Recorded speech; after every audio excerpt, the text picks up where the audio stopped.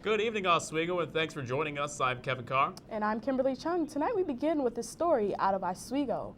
Coming up, the 2014 budget will increase the tax to 81.8%, but Mayor Tom Gillen is understanding. Also, a man and woman were robbed at gunpoint Tuesday night in Syracuse. The couple only had $500 combined in cash. We'll have more on these stories in just a minute, but first, a quick check of your weather outside with Storm Team 10 meteorologist David Hermanovich. Oh yeah, there's no camera.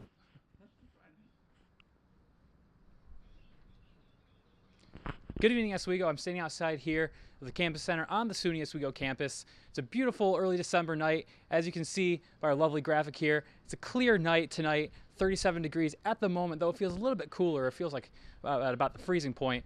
As we look at our regional radar, you can see a little bit of precipitation over Ontario right now. That will move its way to eastward, but as to whether or not that will hit us directly, it won't, because at most we will be seeing the rain towards the bottom part of that mass.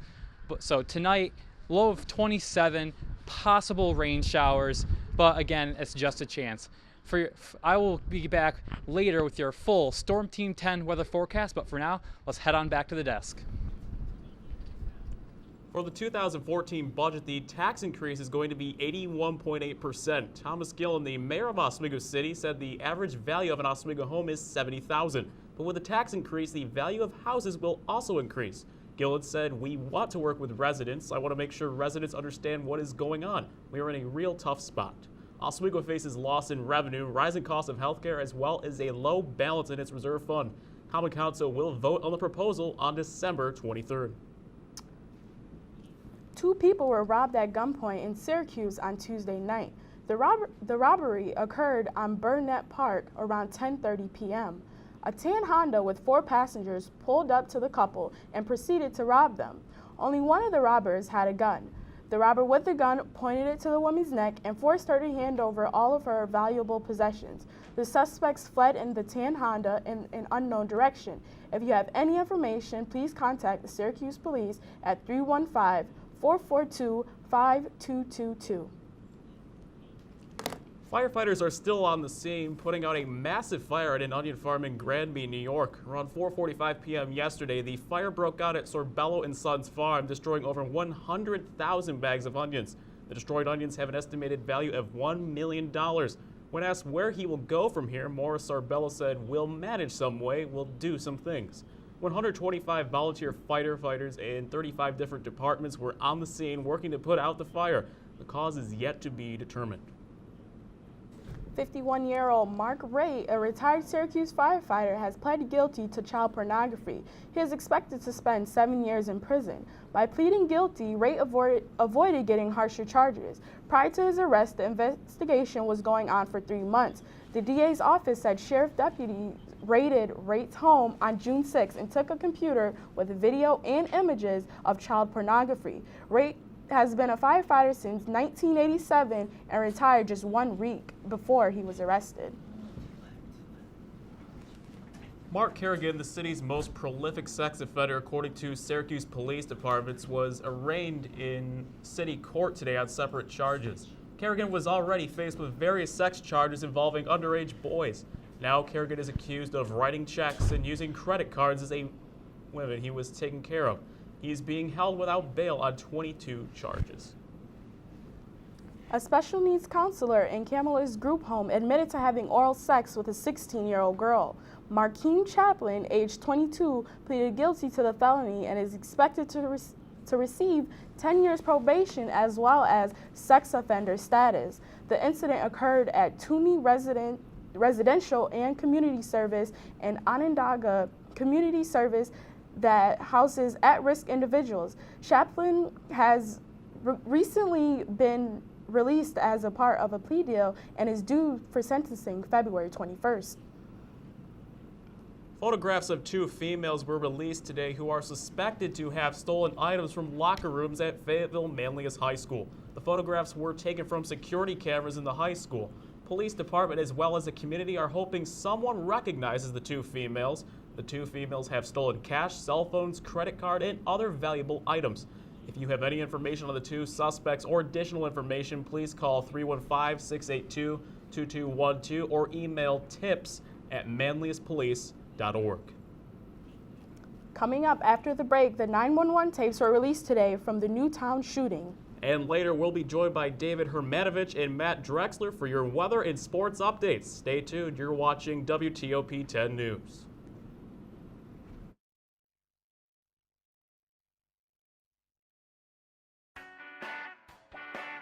Hey Laker fans, remember the following.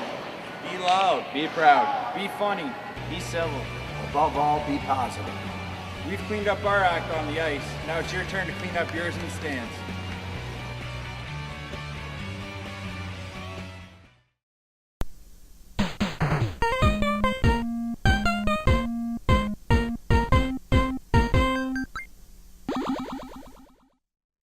Malcolm, you know energy savers last 6 times longer than regular bulbs. This isn't my room. It's Baron Davis's. The basketball player? This is his room? I don't live here. Millions of kids are using their energy wisely. What's your excuse?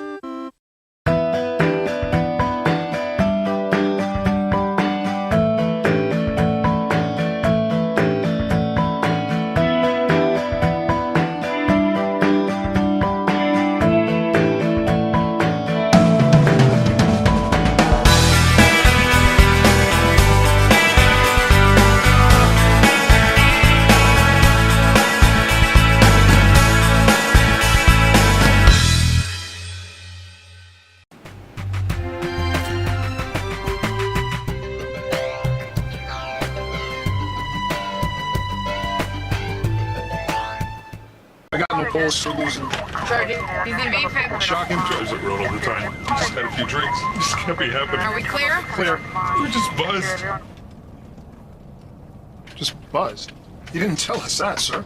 You're right. This isn't happening. You'll be fine. I feel good. Really? No, not really. Buzz driving. Clear. Maybe we should stop acting like it's no big deal. Shocking.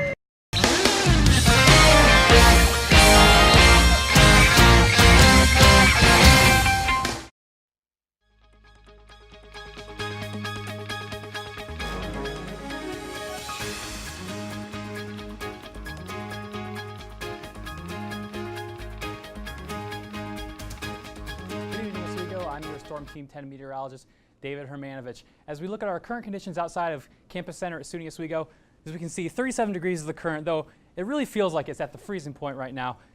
Again, clear skies, calm wind. It's actually not that bad of a night. As we look at our national radar, as I mentioned earlier, you can see this massive precipitation forming over Michigan. It's slowly pushing its way over eastward. And as we zoom in a little bit closer to home, we can see that this mass up here is staying mostly to the north.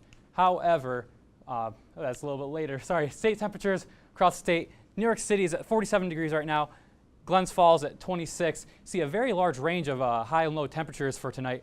And you can see most of the temperatures across the state are peppered in between those two ranges. 43 in Binghamton, 41 in Rochester, only about 30 up in Plattsburgh. And as we can see, our top weather headlines, tomorrow will be very mild for this time of year. And Friday is going to be a little bit rainy, and we might see a chance of snow due to some cold air moving to the area. And as for your SUNY Oswego Whiteout Weekend hockey games, we will be seeing a little bit of snow. As we look at tonight now, 27 degrees will be your low tonight. Chilly, chance of rain from that mass moving overhead of us, and we a little bit breezy winds coming out of the southeast at 10-15 miles per hour. As we look at tomorrow, there are those mild temperatures, high of 55. Be seeing some showers on and off throughout the day. For most of the time, it will be rainy, but we will be seeing some dry spells, in which case there will be partly cloudy skies, and it will be fairly breezy at 15 to 20 miles per hour. As we break down Thursday a little bit more, we'll be seeing, again, this mild air mass moving up its way through the northeast, bringing along with it some showers, but right behind it, as we can see, a cold front pushing its way eastward. We will be seeing that on Friday, and that's what will be bringing our colder temperatures and our chance for some snow showers. As we break down your day even more, 8 o'clock on your way out the door, 48 degrees. There might be a little bit of fog, so just be careful on your way onto work.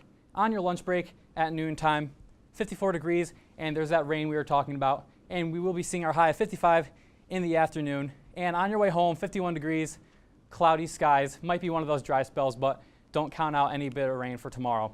As we look at tomorrow night, 37 degrees is as far down as the mercury will go. We will see that chance of snow and some calm winds, about 10-15 miles per hour coming out of the west. As we look again at Thursday's mild temperatures, it's not just in our area. We can see it a lot up the eastern coast. You can see New York is going to be about 62 degrees. That seems like a late September temperature. Boston, a little bit cooler, 56, but still pretty warm for this time of year. And as you can see, a little bit closer to us, Rochester will be at about 58 degrees. So something a little bit milder temperatures than what we've been seeing. But this weekend, we'll be seeing this large mass of cold air moving its way down into, well, across most of the United States, definitely across our area. This is what will be the catalyst for our snow and our very cold weather on Saturday. And as we can see, your 5-day forecast again, 55 on Thursday, rainy, much of the same on Friday except for the temperature, be a little bit lower. And for your whiteout weekend games against SUNY Plattsburgh, you see 32 degrees right at the freezing point. Be seeing a little bit of the white stuff for a whiteout weekend. Sunday will be our only day really without precipitation for the next couple days, about 36 degrees, and the temperature will be warming up a tad to 43 degrees on Monday, but we will be seeing a slight bit of rain.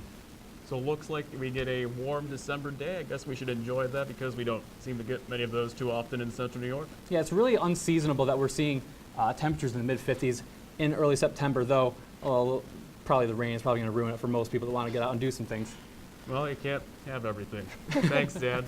Moving on to state news now. Donald Trump is once again considering becoming an elected official. He met with Republican lawmakers earlier today and discussed a potential run for governor of New York. If Trump chooses to campaign for the spot, he would be challenging incumbent Governor Andrew Cuomo in 2014. Trump's name has been thrown around as a presidential candidate a handful of times in the past, most recently in the 2012 election, where he ended up endorsing Republican nominee Mitt Romney. New York Rail officials are reopening another track that was damaged in a deadly train crash last Sunday. Metro North Railroad announced today that repairs on a second Hudson Line track are finished. Full Service notes that the track will resume tomorrow morning. Sunday's crash killed 4 people and injured 67. The National Transportation Safety Board is trying to determine the cause of the crash. A representative for the Engineers Union said the investigation so far points to human error. Recordings of the 911 calls during the Sandy Hook shootings were released earlier today. The tapes contain audio of dispatchers talking with school janitors, teachers, and other administrators, assuring them that help is on the way. The audio has also included instructions on how to remain safe while the incident was in progress. The massacre that occurred last December resulted in the deaths of 20 children and 6 educators. A court order allowed these tapes to be released after initially being challenged by the Associated Press. 3 Rochester teens are in the clear after being arrested and charged with disorderly conduct when they refused an officer's order to leave the corner. Now the local attorney says she will drop the charges. Rachel Barnhart has a look at how this situation got started. Pleading not guilty to disorderly conduct. We ain't do nothing. We were just trying to go to our scrimmage. We were just waiting for our bus, and he started arresting us. You just downtown, minding your own business. And next thing you know, anything can happen. On Wednesday morning, 16 Edison Tech players were waiting on Main Street for a school bus to take them to a basketball scrimmage against Aquinas. There was no school that day. Their coach had arranged a central meeting place for the pickup. The police report says the young men were obstructing the sidewalk, preventing free passage of citizens. The boys refused an officer's orders to move. They're doing what the city school district advised them to do. They're not flying around downtown. They were standing in a designated area where they're supposed to be waiting for their school bus. The police picked him out. He had a bad day, you know. Don't take it out on them. They was trying to explain to this man. He didn't want to hear anything. Put your hands behind your back, you're going to jail. Coach Jacob Scott arrived just as the 3 boys were handcuffed. He says he explained they were waiting for the bus and he would supervise. He goes on to say, well, listen, if you don't disperse, you're going to get booked as well. I said, sir, I'm the adult. I'm an adult. I'm their varsity basketball coach. How can you book me? What am I doing wrong? Matter of fact, what are these guys doing? Scott says the sergeant showed up and backed up the officer. One of the police officers actually told me if he had a big enough caravan, he would take all of us downtown. The boys each had to post $200 bail to get home for Thanksgiving. School board member Mary Adams showed up to the boys' arraignment. I think the charges should be immediately dropped, and I think that the district attorney's office should be stepping in and looking at these kinds of matters. That is a catastrophe. I mean, these young men were doing nothing wrong. Nothing wrong. They did exactly what they were supposed to do. And still and yet, they get arrested. Coming up after the break, details have been released in actor Paul Walker's death. And later, Whiteout Weekend is taking over Oswego. Matt Drexler will have more after the break. But first, here's a look at your late night menu. Stay tuned, you're watching WTOP 10 News.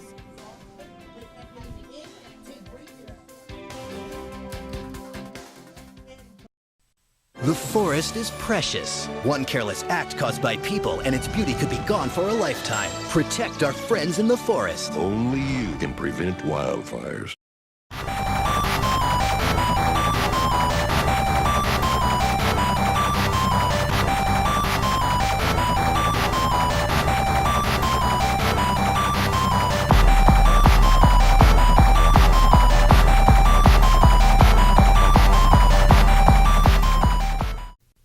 Get your Smokey on. If you see someone in danger of starting a wildfire, step in and make a difference. Because 9 out of 10 wildfires can be prevented. Only you can prevent wildfires.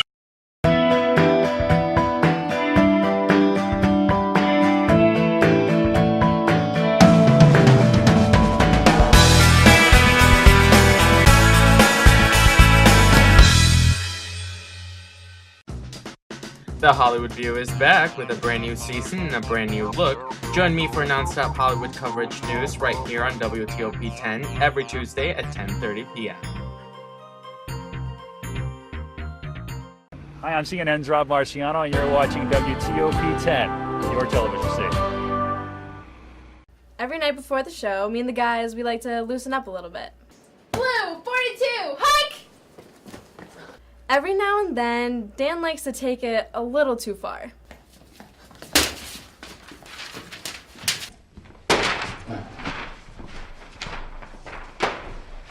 But hey, the show's all about competition, so we'll take it. Stupid Dan with stupid football and stupid running.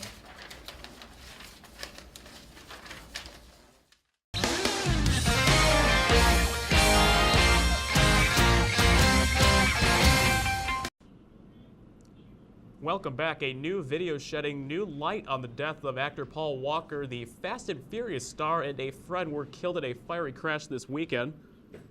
Autopsy results were completed Tuesday but are on security hold. Casey Whelan reports.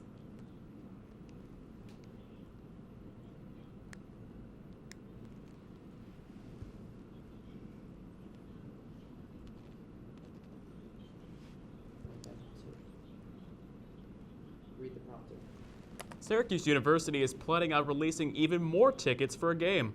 And with Whiteout Weekend in just a few days, WTOP Matt Drexler has your full outlook of each game.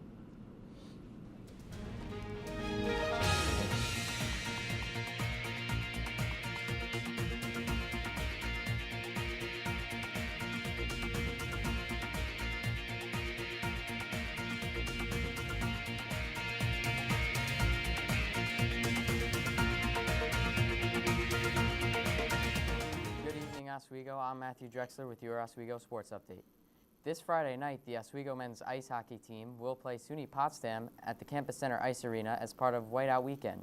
Oswego is 3-2 this season in conference play, while Potsdam ranks dead last at 0-5. Then, the following night, Oswego will host arch-rival SUNY Plattsburgh, who is currently at the top of the SUNYAC Conference with a record of 6-0-1 in conference play. It's shaping up to be a fun weekend, so be sure to catch all the action right here on WTOP 10. So tomorrow morning, Syracuse University will release individual game tickets for the men's basketball game on February 1st against Duke. These tickets were formerly preserved for potential season ticket buyers, but now they are being sold as individual game tickets. Tickets officially go up for sale at 9 a.m. on Thursday, with even more tickets being sold. The Dome will hold 35,100 fans for the game, which will definitely help out the Orange, considering Duke is ranked number 10 in the country. With the New York Yankees making a splash with the Jacoby Ellsbury deal, the New York Mets are looking to make headlines of their own this offseason with the potential signing of outfielder Curtis Granderson. The 32-year-old is pushing for a 4-year contract, while the Mets are looking to sign him for 3 years, sources say. But a move like this is much needed for this franchise, as the last couple of seasons have been rough for Mets fans. The New York Rangers signed Henrik Lundqvist to a 7-year contract extension worth $59.5 million today, essentially guaranteeing that the franchise goaltender will finish his career as a blue shirt. Lundqvist said in a post-practice news conference Wednesday, "I want to be a Ranger for life. To picture myself anywhere else, it was just wrong. Never an option." The Rangers' next game is this Thursday night against Buffalo, where Lundqvist will get the start and goal. That's it for sports. Now back to you guys at the desk. Thank you for that sports update. Coming up after the break, we have smartphones, smart TVs, even smart houses. Find out the newest smart product you won't believe. And we'll be joined again by Matt Drexler and David Hermanovich to give you your last sports and weather updates.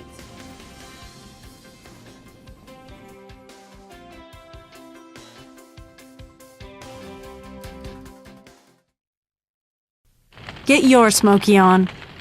If you see someone in danger of starting a wildfire, step in and make a difference. Because 9 out of 10 wildfires can be prevented. Only you can prevent wildfires. Down 70 to 35, and the Cougars were getting smoked like a cheap cigar. I'm RJ. I'm DJ. Oh, wait. Is that right? We have a show coming. It's on Wednesdays at 11:30, and you should watch it. You better watch it. You better. Wait, I'm DJ. The mailbox and the traffic light. Both are ideas from the minds of African Americans. Support the United Negro College Fund, because a mind is a terrible thing to waste.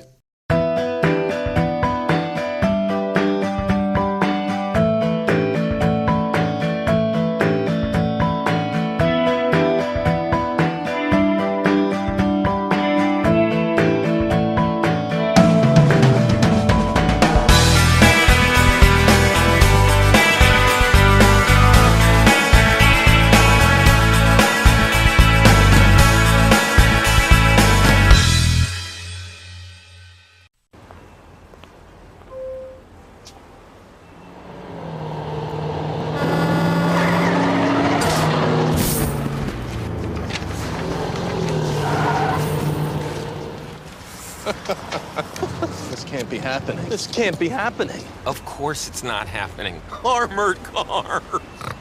Listen, having money isn't about luck. Make your own coffee, save $1,000 a year. Feed me. Feed the pig.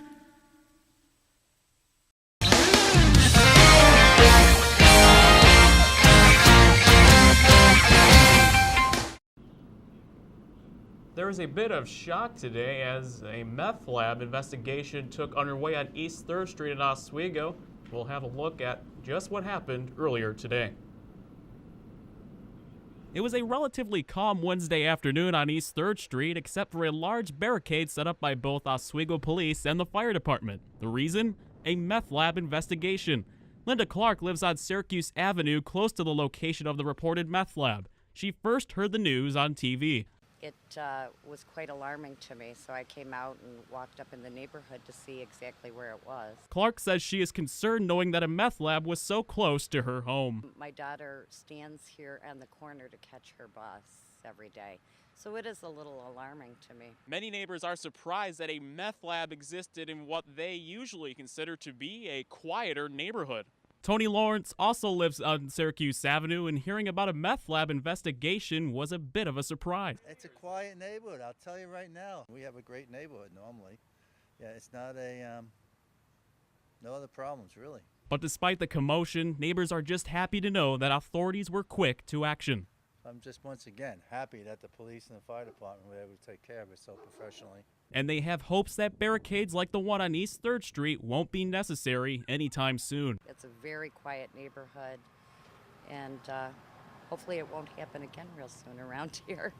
So that their community can go back to being the quiet neighborhood that they've always known. Reporting from Oswego, I'm Kevin Carr. And it's not often that you see something like that occur in Oswego. It was certainly shocking to a few of those members of that neighborhood. And it's such a small town, and this is such a drastic event. It's pretty shocking to me, let alone you on the scene recording and reporting live. And for many people who normally associate that area as a very quiet, peaceful neighborhood where not much goes on like that. Hey, anything can happen in this day and age, right? Seems like it. Big software companies are betting the next big trend in personal computers will be of the wearable kind. There's already Google Glass and a smartwatch. Well, how about a smart bra? Researchers say the smart bra they're creating, will be embedded with physiological sensors. The sensors will monitor heart activity to keep track of emotions and to help combat overheating. The sensors would signal the wearer's smartphone, which would in turn flash a message to help the wearer stay on her diet. An East Texan joined other Salvation Army bell ringers around the world Tuesday in an attempt to be the last one ringing the bell. Andre Thomas began ringing his Salvation Army bell at 11 a.m. Tuesday morning in Tyler, Texas. It's part of the Salvation Army Tyler's 2013 World Record Bell Ringing Contest. Win or lose, though, he says, it's all about helping those in need. The current record is 80 continuous bell ringing hours, and it was set in 2011.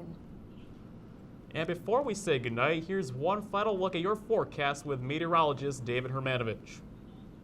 Well, the good news is that we will be seeing those mild temperatures that I discussed earlier. The high about 55, reaching that about midday. The bad news is, though, it doesn't seem like there'll be a whole lot of time to enjoy it because of that rain. But all in all, it shouldn't be too nippy of a day. And if you want to catch us online, follow us at Twitter at WTOP10, on Facebook.com/WTOP10TV, or shoot us an email at meteorology@WTOP10.com. So how about that smart bra? I mean, technology in clothing like that makes me wonder how much farther they'll go in other clothing products. Well, I'm probably not going to be getting a smart bra, so and neither I don't know. I would hope all three of you guys are not getting smart bras. No plans on doing so. What piece of clothing's next for I don't know, smartphone boxers, technology? briefs? The socks. Smart socks? Smart socks. They already have something like that for shoes, but for socks, I don't know if that would work if there's a lot of sweat involved. All right, and Matt, I know that North Carolina right now is playing a game. Do you see them winning or losing, although they are unranked at the moment? You know, in a game like that, anything can happen, but I do think North Carolina is going to win that game. And who do you think is going to win the championship this year? What in terms of? As men's college basketball. There's a lot of good teams. You have Ohio State, you have Syracuse, Duke. Is it Michigan too early State. to call still, you think? Yeah, I think so. Too early to call. Michigan State right now is looking like the best team in the country. So. By far the deepest. Yeah, for sure. Deep That bench, depth on really it, deep yeah. bench. Mm-hmm. And also we have Whiteout Weekend coming up for Oswego. They play against Potsdam and Plattsburgh. Obviously, Plattsburgh's going to be a tough game, but it's going to be fun to watch. Two really good hockey games day after day. Yeah, well, Potsdam, you think Oswego would win that game, so they're going to have to come ready against Plattsburgh, though. They're a real good team. Team full of freshmen, but you know they've already they have a history of pulling off wins. We're Oswego hockey, so you know we know our hockey. Yeah, but a team like Oswego early on, they're 3-2 in conference play. If they can if they can beat Plattsburgh this weekend, they can really make a name for themselves and prove that they're a contender this year. And while we're on sports, how about I'm surprised the Yankees and Jacoby Ellsbury. That was surprising. Oh wow, Red Sox fans are in shock right now, but it's a good move for the Yankees going forward. And that'll do it for us here. And for the last nightly broadcast for the entire 10 News team, I'm Kevin Carr. And I'm Kim Chung. Stay tuned for Talking Sports with Tans, and we are going live at 11:30. Good night, Oswego.